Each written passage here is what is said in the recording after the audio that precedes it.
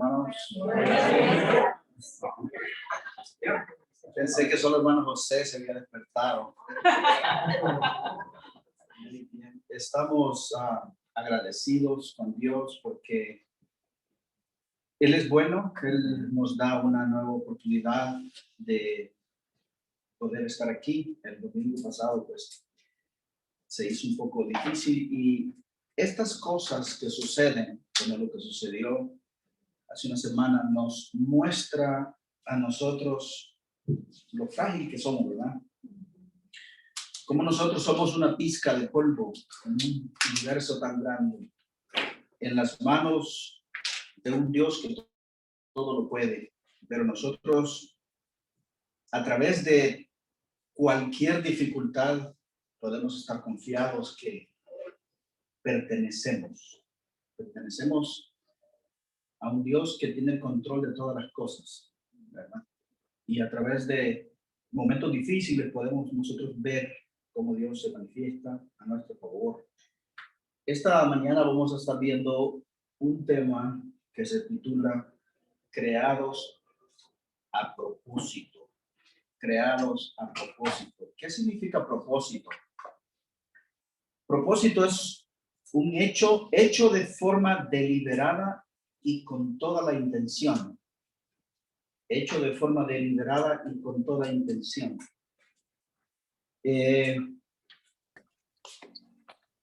Vamos a estar viendo la historia o parte de la historia de un profeta conocido como Jeremías. Algunas personas le llaman el profeta llorón porque escribió el libro de Lamentaciones. En los pocos versos que vamos a estar viendo ahora, vamos a ver un poquito acerca del llamado que Dios le hizo, cómo lo llamó y para qué lo llamó. Y en esta lección espero que todos nosotros podamos entender que cada uno de nosotros está aquí con un propósito específico y con un llamado específico para una tarea específica. En el 2014, yo perdí a mi cuñada en California, la esposa de mi hermano.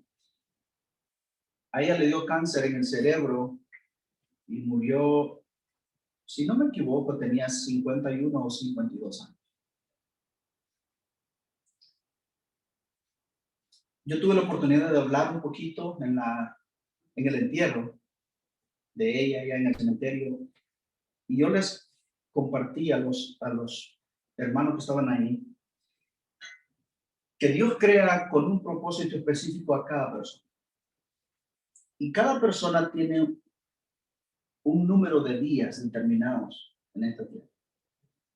Hay personas que cumplen ese propósito más rápido que otros. Y otros se tardan más para cumplirlo. Pero a veces hay personas que existen en esta vida y no descubren el propósito verdadero por el cual fueron creados. Yo considero esa la peor manera de vivir la vida. Yo creo que cada ser humano debería de entender por qué está aquí. ¿Con qué propósito Dios lo puso en esta tierra? Cuando nosotros descubrimos con qué propósito Dios nos puso en esta tierra y nosotros hacemos caso al llamado con el cual Dios nos creó, entonces es cuando nosotros verdaderamente disfrutamos la vida. Porque le voy a decir una cosa, puede ser que Dios lo haya creado a usted con un llamado específico y usted no lo está haciendo. En este pasaje vamos a ver nosotros que desde antes que nosotros nacemos, Dios tiene un plan para nosotros. Pero fíjense que Dios en su infinito amor también nos da a nosotros voluntad. Y en algunas ocasiones nosotros, sabiendo que Dios nos llama, entendiendo que nosotros hemos sido creados con un propósito, no hacemos lo que deberíamos estar haciendo. ¿Se acuerda usted de Jonás? La Biblia dice que Jonás era un siervo de Dios y Dios le habló y le dijo específicamente qué es lo que iba a hacer. Y Jonás decidió no hacer lo que Dios le había dicho. O sea, puede ser que aun cuando Dios nos diga a nosotros qué es lo que nosotros tenemos que hacer, nosotros no lo hagamos. Ahora, las consecuencias no van a ser buenas. Dios nos va a ir acorralando a nosotros de manera que nosotros llevemos a cabo lo que Él quiere que nosotros hagamos en un momento determinado. Pero nosotros no queremos llegar a ese punto. Nosotros queremos empezar a hacer lo que Dios quiere en nuestra vida antes de que algo malo suceda. Porque de todas formas vamos a terminar haciendo lo que Dios dice, ¿verdad? Eso es lo que la Biblia nos enseña. La idea central de esta clase es: Dios nos valora y nos creó con un propósito. En primer lugar, hermanos, yo quiero que nosotros, ya lo he dicho antes, nosotros tengamos claros, muy claro, que somos importantes para Dios. En un libro que yo he leído y volví a ver esta semana, dice: ¿por qué te valoras en centavos cuando se pagó un rescate digno de un rey por ti? Lo repito. ¿Por qué te valoras en centavos cuando se pagó un rescate digno de un rey por ti? ¿Se acuerdan ustedes del rescate que se pagó por usted? Se pagó por la sangre preciosa de Jesucristo. Entonces, a veces, es a nosotros que se nos olvida el verdadero valor que tenemos. Y hacemos cosas que no debemos porque se nos olvida lo que valemos, o dejamos de hacer cosas que deberíamos de hacer porque no nos acordamos quiénes somos. Es necesario que siempre nos acordemos quiénes somos.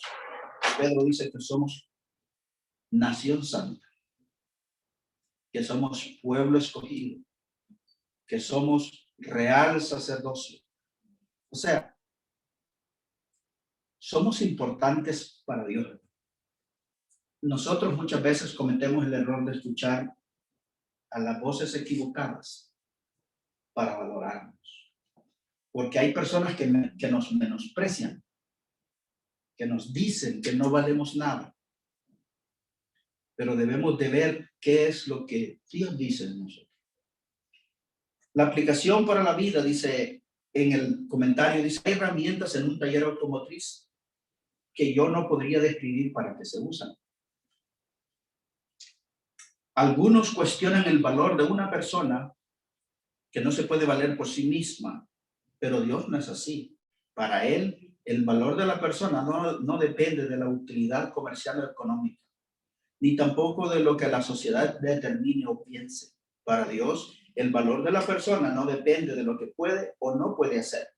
Dios ve algo más importante y valora a la persona por quien ella es. Siendo así, toda persona tiene un valor infinito y un verdadero propósito. De eso vamos a estar hablando hoy. El punto número 1, vamos a estar leyendo en Jeremías capítulo 1, del verso 4 al 10. Pero vamos a leer ahorita el verso 4 y el verso 5. Vino pues palabra de Jehová a mí, diciendo: antes que te formase en el vientre, te conocí. Y antes que nacieses, te santifiqué y te di por profeta a las naciones. Muy bien, ¿qué es lo que vemos aquí? Aquí vemos nosotros la imagen de un Dios omnisciente, un Dios que todo lo ve, un Dios que no solamente ve lo que ya sucedió, Es un Dios que puede ver lo que va a suceder. Entonces, esto para todos nosotros es una lección muy importante. La primera lección es que Dios está involucrado en nuestra vida. Que desde el momento que nosotros somos concebidos, hay un plan específico para nosotros. Hay parejas, hermanos, que se casan con el deseo de tener un hijo, o dos, o tres, o varios, y lo intentan. Y lo intentan, y no pueden. Y hay casos donde una mujer es violada y queda embarazada. Entonces nosotros nos preguntamos por qué o cómo suceden estas cosas. Y es que por nosotros podemos llegar a la conclusión que cada bebé es un milagro divino. Hace un tiempo, hace unos años, un amigo mío me llamó y me dice, tengo un problema y te quería llamar porque necesito hablar contigo. Me dice, mi hija tiene novio y ha estado saliendo con él y resulta que ahora está embarazada. Y no sé qué hacer. La muchachita, creo en esos días, tenía 16 años. Le digo, mira, cada embarazo es un milagro. Y ninguna mujer queda embarazada sin que Dios así lo permita. Un plan tiene Dios para esa criatura. Y no está en ti, ni está en tu hija decidir de otra forma. Yo te aconsejo, le digo, que te vayas haciendo la idea de que vas a ser un abuelo muy feliz, a pesar de que eres muy joven. Y muchos años en el futuro te vas a alegrar de que tu hija tuvo un hijo. Bueno, el embarazo continuó y la muchacha dio a luz a una niña. Cuando esta niña nació, mi amigo se volvió loquito con su nieta. Le tomaba fotos de todas formas. A cada rato me mandaba fotos. Era un abuelo alcahuete. Desde entonces él es tan feliz. La niña pues siguió estudiando, sigue estudiando todavía. Tienen esa niña.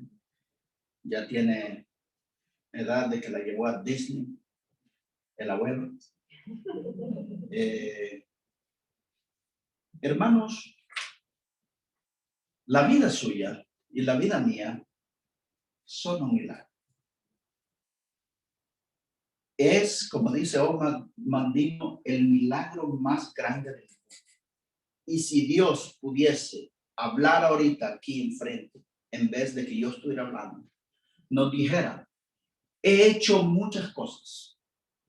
Hice el planeta, hice el universo, hice los animales, hice el mar, hice las montañas, hice los lagos, los ríos, pero de todo lo que hice, lo más importante que hice fuiste tú. Y todo lo que tú ves, lo hice para ti. Tú eres la corona de mi creación. Eso es lo que Dios dijera de nosotros, si nos hablara ahorita. Entonces nosotros somos para Dios un plan específico. En el primer libro de Efesios, en el primer libro de Efesios, Pablo dice que nosotros fuimos creados para gloria de su nombre. Entonces, el primer propósito que nosotros tenemos en la vida es glorificar a Dios con nuestra vida. Que todo lo que nosotros hagamos sea para glorificarlo a Él. Por eso cuando hay una persona que tiene una voz bonita, es bueno aconsejarle, úsala para glorificar a Dios. Cuando una persona tiene cualquier tipo de don, cualquier capacidad, úsela para glorificar a Dios. Porque para eso Dios lo creó, para gloria de su nombre. Entonces la Biblia aquí dice, vino pues palabra de Jehová a mí diciendo, puede ser que haya sido audible, puede ser que haya sido que Dios se lo puso en el corazón, puede ser que Dios le susurró al oído, no me especifica la Biblia, pero Dios le habló al profeta Jeremías. Algunos comentaristas dicen que tenía más o menos 16 años, otros comentan que quizá tenía 20 años, pero era un joven, ¿ok? La mayoría de veces, cuando nosotros estamos jóvenes, no sabemos qué hacer con nuestra vida. ¿Cuántas veces usted ha hablado con un joven que apenas va a empezar la universidad y usted le pregunta, ¿y qué vas a estudiar? Y la mayoría de veces los jóvenes dicen, todavía no sé. Y empieza la universidad y en la mayoría de los casos terminan cambiando su carrera, porque nosotros cuando estábamos jóvenes casi no sabemos qué es lo que queremos en la vida. Entonces, te dice, ¿verdad? Antes que te formase en el vientre, te conocí. Y antes que nacieses, te santifiqué. ¿Qué significa santificar? Santificar quiere decir apartarse. Entonces, tomó Dios a la vida de Jeremías cuando aún estaba en el vientre de su madre y la apartó para un trabajo específico para su obra. Le dice, tú vas a ser vocero mío. El profeta es aquel que oye la palabra de Dios y se la dice al pueblo. Ese es el profeta. Entonces le dice, te santifiqué y te di por profeta a las naciones. Y no solo dice a Israel, dice a las naciones. Era un ministerio internacional el que Jeremías iba a tener. Punto número 2. Y yo dije, Señor Jehová, he aquí que no sé hablar, porque soy niño. Y me dijo Jehová, no digas soy un niño, porque a todo lo que te envíe irás tú, y dirás todo lo que te mande. No temas delante de ellos, porque contigo estoy para librarte, dice Jehová. Lo primero que Jeremías hace es decirle al Señor que él es incapaz. ¿Suena familiar?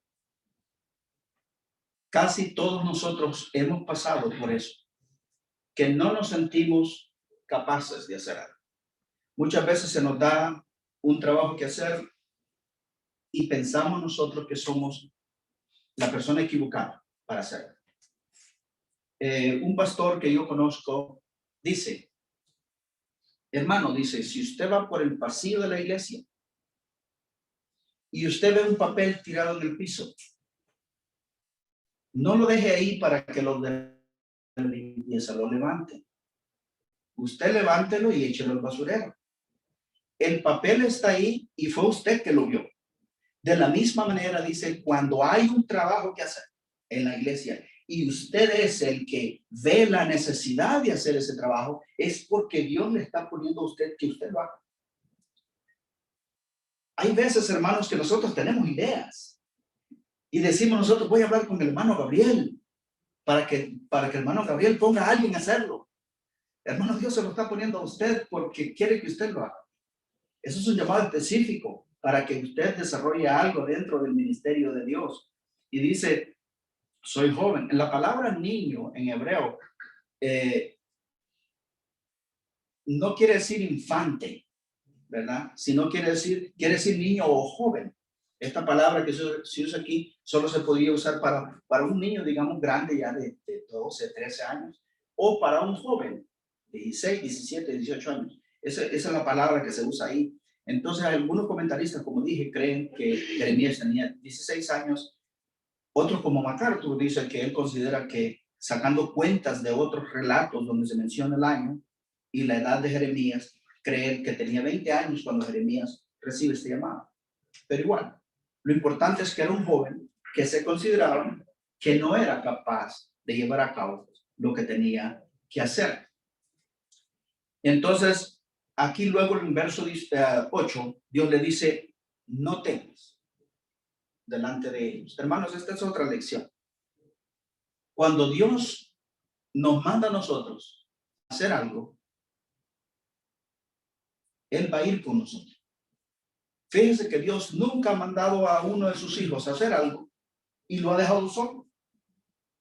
Recuerdo una ocasión cuando mi hermano, el que era pastor, vino aquí a Houston y visitamos a un pastor en el sur de Houston. Era un hermano que estaba en una obra que era pequeña la obra, pero él estaba indeciso entre meterse de lleno al ministerio o seguir trabajando en lo secular y pastoreando, que era lo que estaba haciendo en ese momento.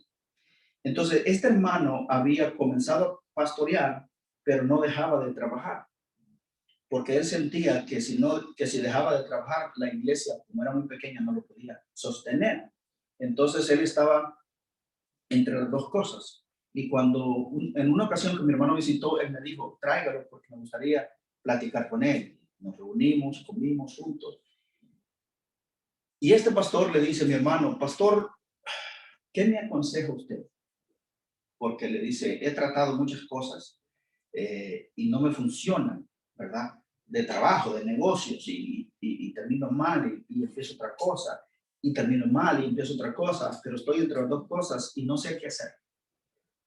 Mi hermano lo vio a los ojos y le dijo, hermano, ¿quién lo llamó a usted al ministerio? Y le dijo él, pues el Señor me ha llamado. Y le dice, él no cree que si el Señor lo llamó, lo puede mantener. Y fue como un despertar para este pastor. Y el pastor se puso a pensar y dijo, ¿cómo es posible que yo esté hablando de un Dios que sostiene, que es poderoso, pero yo no me la creo? En ese momento, hermanos, el pastor dejó de trabajar y la iglesia explotó y comenzó a crecer. Compraron un local, edificaron una iglesia grande y la obra sigue ahí fuerte. Porque es que Dios, cuando nos llama a hacer algo, Él camina con nosotros, no nos deja solos. Nunca Dios lo va a mandar a usted a trabajar y lo va a dejar ahí olvidado. Nunca. Entonces, decía yo que el verdadero propósito de un ser humano es servir a Dios. Nosotros como cristianos tenemos el llamado principal de servir a Dios. ¿Cómo? Usted tiene que buscar la manera como Dios lo quiere usar y trabaje. ¿Por cuánto, hermano? Siempre. ¿Cuándo va a servir? Todo el tiempo. ¿En qué? En lo que Dios me ponga a hacer. La mayor bendición de un ser humano es estar haciendo la voluntad de Dios. Esa es la mayor bendición. Es cuando un cristiano se siente más completo, más satisfecho, es cuando está sirviéndole al Señor. A Gigi Ávila en una entrevista le preguntaron, a Gigi, ¿cuándo usted se va a jubilar? Y dijo él, cuando se jubile el diablo, porque mientras el diablo trabaje, voy a trabajar yo. Bueno, terminó cuando ya se le olvidaban las cosas y decidieron que él ya no podía dedicar. Pronto después murió, pero le sirvió al Señor siempre. Ese es el verdadero propósito de un cristiano, servir. Y lo otro es que Dios, hermanos, está con nosotros. Qué tarea más hermosa, porque si Dios nos manda a hacer algo, no es como nos manda el patrón, ¿verdad? Ve y haz este trabajo. Y nosotros vamos a hacerlo, pero el patrón no va con nosotros, ¿verdad? Entonces, pero Dios no, Dios sí va con nosotros. Punto número 3, dice, y extendió Jehová su mano y tocó mi boca. Y me dijo Jehová, he aquí he puesto mis palabras en tu boca. ¿Cuántas veces, hermano, usted se ha levantado en la noche con hambre, con ganas de comerse algo, se ha ido al refrigerador y ha abierto el refrigerador y ha visto la barra de mantequilla y usted ha dicho, qué rica esta mantequilla, ha buscado una cuchara y ha comenzado a comerse la mantequilla solo. O usted se va al pantry, a la alacena, y encuentra una bolsa de harina y dice usted, qué rica esta harina, y agarra una cuchara y empieza a comer harina solo. ¿Verdad que no? Pero cuando usted agarra la margarina y usted agarra la harina y usted agarra otros ingredientes y los mezcla todos y los mete al horno y comienza aquello a oler rico porque se ha convertido en un pastel bien delicioso. Cuando usted saca ese pastel del horno y todo el mundo llega a la cocina para ver qué es lo que usted acaba de hacer, que quieren un pedacito. Todos los ingredientes juntos componen un pastel. Pero una cosa sola no sabe a nada, o no sabe bien, o no es ni siquiera saludable comérselo así nomás. Por eso es que cuando Dios toma al profeta, le hace un llamado, le indica lo que va a hacer, lo toca y lo prepara, entonces se convierte en el profeta Jeremías. Pero ya son todos los ingredientes, ¿no? Cuando ya tiene la esperanza de que Dios va con él y Dios le va a decir qué es lo que va a decir y Dios le va a indicar dónde va a ir y a quién se lo va a decir. Entonces el profeta se convierte en un instrumento que va a cumplir con la voluntad de Dios. Así somos nosotros. Cuando nosotros somos niños, tenemos muchos sueños, tenemos ambiciones, creemos que lo vamos a alcanzar todo, creemos que vamos a llegar a ser ricos, que vamos a llegar a ser grandes, que vamos a llegar a ser preparados, que vamos a lograr grandes cosas. A medida de que va pasando el tiempo, vamos sufriendo derrotas, caídas, tropiezos, y comenzamos nosotros a dudar de lo que verdaderamente nosotros podemos lograr. Y comenzamos nosotros a creer que la vida de nosotros es para estar tirados en el piso. Y nos creemos nosotros la mentira de que nosotros no servimos para nada. Que estamos aquí en este mundo porque en realidad nacimos, pero no tenemos ningún propósito.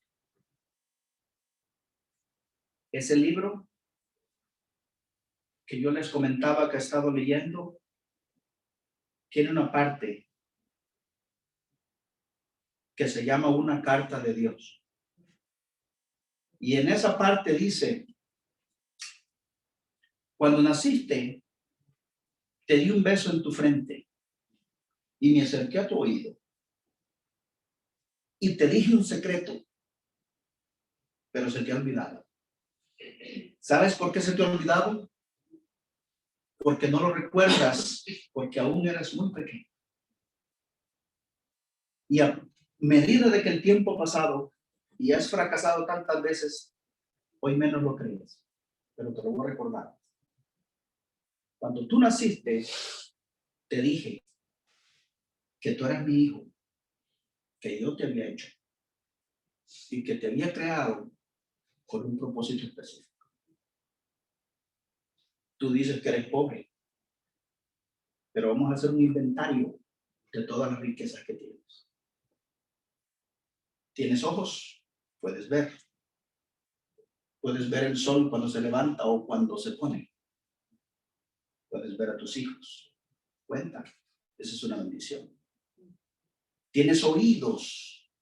Puedes escuchar el canto de los pájaros. O puedes escuchar cuando alguien te dice, te amo. Cuenta.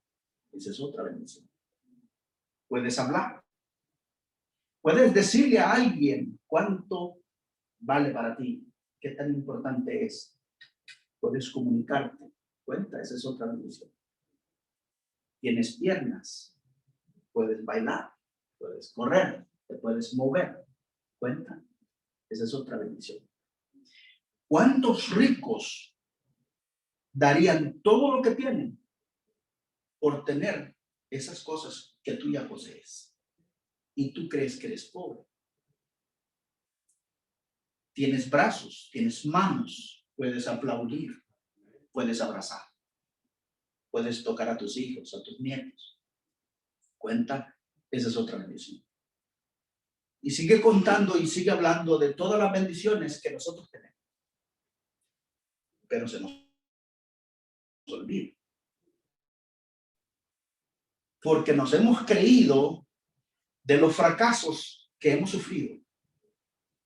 Pero para Dios, hermanos, nosotros somos un plan maestro. Dios nos creó a nosotros con un plan específico y con un propósito. ¿Cuál es ese propósito? Otra cosa, hermano. Muchas veces nosotros pensamos que el propósito para el que nosotros fuimos creados está escondido en algún lugar como algo misterioso y que necesitamos nosotros ser muy inteligentes para descifrarlo, o necesitamos a alguien que sea muy sabio para que nos diga para qué estamos nosotros aquí. No, no.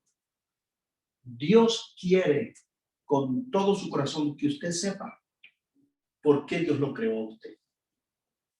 Él le ha puesto bien claro para qué lo hizo. Él se lo ha hecho ver. Es cuestión de abrir los ojos y de escuchar. Es cuestión de analizar. Es cuestión de preguntarle. Es cuestión de ir a Él y decirle, Señor, ¿para qué me hiciste a mí? No podemos nosotros caminar en esta vida sin saber por qué Dios nos creó.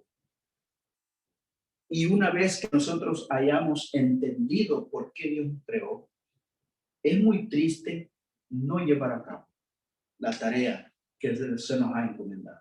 Hermanos, cada vez que usted hace la voluntad de Dios, se convierte en bendición para su vida. El servir al Señor, hermanos, no es una bendición solamente para los demás. El servir al Señor es bendición para usted también. Entienda eso. Cuando usted sirve al Señor, el mayor beneficiado es usted. Y después las personas a las que usted sirve. Siempre que usted sirva para el Señor, hágalo con todo el amor para Él. Aunque nadie se lo agradezca. Porque del Señor va a recibir la bendición. Del Señor va a recibir la satisfacción. Esto que nosotros hacemos no lo debemos de hacer para nadie, sino para el Señor, porque cuando lo hacemos para el Señor es bendición para los demás. Pablo dice, todo lo que hagamos, sea de palabra o de hechos, que sea para el Señor. Que sea para el Señor. Luego dice, cuando dice, le tocó su boca y me dijo, aquí he puesto mis palabras en tu boca. Le pasó lo mismo del profeta Isaías, ¿se acuerdan? Cuando el profeta Isaías, el Señor le pasó un carbón encendido sobre su boca para purificar sus labios, para que pudiera hablar su palabra.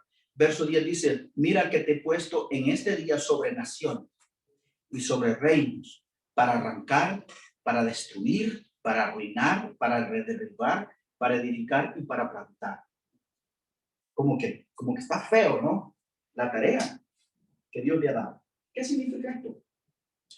Significa que el profeta Jeremías iba a tener una tarea de confrontar a los reyes. Creo que 4 reyes sirvió él en el reinado de 4 reyes, durante el reinado de 4 reyes. Y a estos reyes él se encargó de decirles las cosas que Dios iba a hacer en el pueblo. Y ahí iba a destruir, a arrancar y a destruir y a arruinar. ¿Qué significa esto? Significa que Jeremías le iba a decir, mira, como ustedes no han hecho lo que Dios ha dicho, voy a hacer esto. Y casi todo lo que el profeta le estaba diciendo era juicio, porque el profeta no siempre trae cosas bonitas, como la mayoría de profetas hoy en día. La mayoría de profetas hoy en día solo cosas buenas hablan. El profeta Jeremías no hablaba solo cosas buenas. Cuando el profeta Jeremías tenía que decir algo negativo, lo iba a decir. Cuando el profeta Jeremías tenía que decir algo fuerte en contra de algún rey, lo iba a decir. Porque cuando el profeta habla de parte del Señor, él dice la verdad. Y la verdad no siempre es buena, ¿verdad? La verdad la hace verdad porque se dice. Y la verdad no se tiene que endulzar. La verdad, como dice un dicho, es blanco y negro. Esa es la verdad. Entonces, cuando el profeta es llamado de parte del Señor, él le dice, te he llamado para que estés sobre naciones, sobre reinos, para arrancar, para destruir, para arruinar, para derribar. Pero también le dice para edificar y para plantar. Entonces, también va a hablar cosas buenas, pero de todas las cosas que se mencionan, la mayoría son cosas malas. Pero aquí no se trata de que si es bueno o es malo. Aquí se trata de que si Dios lo llama, hay que decir lo que Dios le está diciendo que diga. ¿Verdad? En Romanos es un versículo que citamos muchas veces, especialmente cuando a alguien le está yendo mal. Dice, sabemos que a los que aman a Dios, todas las cosas le ayudan a bien. Esto es a los que conforme a su propósito son llamados. Esa parte casi no la decimos, ¿verdad? Cuando alguien está pasando por dificultades, decimos, hermano, recuerde que el Señor dice que para los que aman a Dios, todas las cosas le ayudan para bien. Pero nos olvidamos de la clave del versículo. Y la clave del versículo es, esto es a los que conforme a su propósito son llamados. ¿Qué significa esto? Este versículo es muy importante, hermano. Y este versículo viene a envolver todo lo que hemos estado viendo durante toda la mañana. Cuando nosotros estamos dentro de la voluntad de Dios, cuando nosotros estamos cumpliendo el verdadero propósito para lo que hemos sido llamados, entonces todas las cosas van a trabajar para ti. Esa es la clave, esa es la condición. Mientras yo esté dentro de la voluntad de Dios, haciendo lo que a mí Dios me ha llamado, entonces todas las cosas van a funcionar para bien. El salmista dice, Jehová cumplirá su propósito en mí. Tu misericordia, Jehová, es para siempre. No desampares la obra de tus manos. ¿Y qué es la obra de sus manos? Usted, nosotros. Que no nos desampare. ¿Por qué? ¿Y cuál es la certeza que el salmista tiene? Que Jehová cumplirá su propósito en él. Jehová cumplirá su propósito en usted. Y por último, Efesios dice, porque somos hechura suya, creados en Cristo Jesús para buenas obras, las cuales Dios preparó de antemano para que anduviésemos en ellas. Esto, hermano, viene a concluir toda la idea. Sabemos que al profeta Jeremías, Dios lo llamó desde el vientre de su madre y lo apartó para un ministerio específico. Y esto es lo que está diciendo aquí. Somos hechura suya. En primer lugar, somos creación de Dios. Que nunca dudemos eso. Creados en Cristo Jesús, ¿para qué, hermano? Para buenas obras. Nosotros somos llamados para llevar a cabo obras buenas.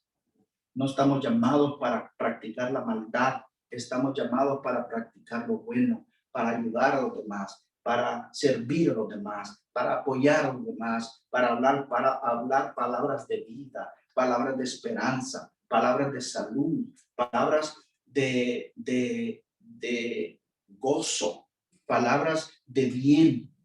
No andar hablando palabras de mal, no andar de pesimistas, no andar de negativos. Nosotros los cristianos somos llamados a ser personas positivas, optimistas, porque sabemos quiénes somos, sabemos quién es nuestro Padre y sobre todas las cosas sabemos que contamos con un futuro glorioso. Entonces nosotros tenemos que ser las personas más optimistas que existen, ¿verdad? ¿Cómo está, hermano? Estoy bien, hermano. Aunque todo esté descalabrado, estoy bien. ¿Sabe por qué estamos bien? Porque estamos en las manos de Dios. Y el que está en las manos de Dios nadie lo puede arrebatar. Y la Biblia dice que si Dios está con nosotros, ¿quién puede estar en contra de nosotros? Y nosotros contamos con esa esperanza gloriosa que dice Pablo. Contamos con una esperanza gloriosa. Somos hechura suya, creados en Cristo Jesús para buenas obras, las cuales Dios preparó de antemano para que anduviésemos en ellas. Hay un plan específico que se llevó a cabo desde antes de la fundación del mundo. Antes de que la tierra existiera, Dios ya nos había conocido a nosotros. Y antes de que nuestros padres nacieran, Él ya nos conocía a nosotros y tenía en su mente crearnos un día. ¿Ok? Nos creó, nos hizo exactamente así como somos. ¿Cuántos de ustedes están familiarizados con el fútbol? En el fútbol hay un hombre que es todavía muy famoso en el fútbol brasileño. Quizás ustedes nunca han escuchado de él. Se llama Ronaldinho. Posiblemente sí. Ronaldinho tiene la peculiaridad de tener la encía de arriba bien grande. Entonces, cuando él se ríe, se le ve toda la encía y no es la sonrisa más atractiva que digamos. En una entrevista que se le hizo a él, ya siendo una estrella del fútbol mundial, una persona que ganaba millones y millones de dólares, había un compatriota de él que se llama Ronaldo, el fenómeno, que era parecida a la sonrisa, pero él se operó, se hizo una cirugía plástica, se arregló. Un periodista le preguntó a Ronaldinho que si él pensaba seguir los pasos de su compatriota y operarse su sonrisa. Y Ronaldinho lo miró y le dijo, ¿por qué yo voy a cambiar algo que Dios hizo? Le dice, Dios no se equivoca. Él así me hizo. Y si Él me acepta así, ¿por qué yo no me voy a aceptar así? Hasta la fecha sigue sonriendo de la misma manera. Pero eso es cuando estamos seguros, hermanos, quién nos hizo, cómo nos hizo y por qué nos hizo así como Él nos ha hecho. Llamados, creados a propósito. Dios nos creó exactamente así como somos. Seamos felices así como somos. Glorifiquemos a Dios con lo que nos ha dado. Y caminemos en su voluntad para que encontremos el verdadero gozo de haber sido creados. Amén. No sé si hay alguna pregunta o comentario. Digo. Comentario nada más. En los 7 años que tengo trabajando con adolescentes, me he dado cuenta de que uno de los problemas más grandes, muchos, pero uno de los problemas más grandes que hay con los adolescentes hoy en día es que los padres los hemos dejado a ellos escoger su futuro. En otras palabras, es tanto nuestro deseo de que ellos sean felices que no queremos que pasen las dificultades que nosotros pasamos, proveemos para ellos todo lo que nosotros no tuvimos. Y en vez de estarle haciendo un bien, le estamos haciendo mal. Porque ¿cuántos de nosotros le daríamos las llaves de nuestro carro a un hijo de 10 años? Ninguno. Y eso no lo consideramos cuando estamos hablando de su salud emocional, cuando estamos hablando de sus planes. Una de las cosas más curiosas que se comentaba en un estudio que se hizo hace 30 años acerca de la nación de Israel es de que la nación de Israel es la nación que más doctores tiene en todo el mundo. Y una de las razones es porque a los niños desde chicos, las madres decían, tú vas a crecer para ser doctor. Se les daba una meta a seguir. Y eso es lo que nosotros hemos fallado. Porque nosotros, en vez de querer que nuestros hijos sean exitosos y que tengan una meta para que trabajen, les queremos decir, haz lo que tú quieras, cuando tú quieras y como quieras. Y después nos sorprendemos de que tienen 30 años, están jugando videojuegos en su recámara y no tienen trabajo. Todavía están entendiendo nosotros. Entonces, eso es cuando una persona no tiene una meta y no tiene un reconocimiento de que no puede contestar 4 preguntas principales en su vida. ¿Quién soy? ¿De dónde vengo? ¿A dónde voy? ¿Y qué significado tiene mi vida? Entonces, muchos de esos problemas generacionales caen como padres. porque no hemos exigido a los hijos a que tengan una meta, porque en tener una meta van a encontrar su valor y van a encontrar el valor que Dios y el plan que Dios tiene para sus hijos. Y eso es cierto, es tan común ese problema que el hermano Juan Carlos menciona, que se le ha dado un nombre. Hay una generación que se conoce como la generación ni trabaja ni estudia. Hasta en serio, parece broma, pero le llaman generación Nini. Y esto no es solo aquí, esto es internacional. Esto es internacional y tiene razón el hermano Juan Carlos. Nosotros tenemos ese deber y yo creo que la mamá tiene más todavía obligación que el papá de instruir a estos niños para que sean personas de bien y empujarlos para que logren todos sus objetivos. Pero mayormente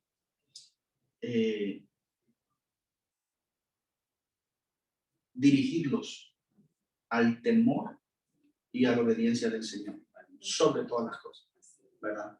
Y después a que sean capaces de lograr cualquier cosa que ellos se propongan. Gracias, hermano Juan Carlos. Vamos a orar. Padre, te damos gracias, te bendecimos, te glorificamos, Señor. Gracias, Señor, porque en esta clase hemos aprendido o hemos escuchado nuevamente. En primer lugar, que hemos sido creados a propósito, que ninguno de nosotros aquí es un accidente. Aunque hayan personas que crean que somos un accidente, nosotros no somos un accidente. Nosotros creemos que tú nos creaste y nos creaste con un plan específico. Te pedimos, Señor, que seas tú en nosotros siempre, con nosotros, guiándonos y manejando nuestra vida de acuerdo a como sea tu voluntad. Que nosotros, Señor, podamos entender cuál es la voluntad que tú tienes para nosotros y que la podamos llevar a cabo. Para que hagamos siempre lo que tú deseas. Que nosotros podamos cumplir el propósito para el cual fuimos creados. Para que así de esa manera nosotros seamos completamente felices en ti. Te pido, Señor, por nuestros hijos, por nuestra familia, que seas tú con cada uno de nosotros, que seas tú bendiciendo a cada una de las personas, miembros de esta clase, a los que no pueden venir. Bendícelos, glorifícate en ellos, ayúdalos, bendícelos en todo momento. Sé tú con nosotros, Padre, porque sin ti nada podemos hacer ni nada podemos lograr. Te damos gracias, Señor, en el nombre precioso de Cristo Jesús. Amén. Amén.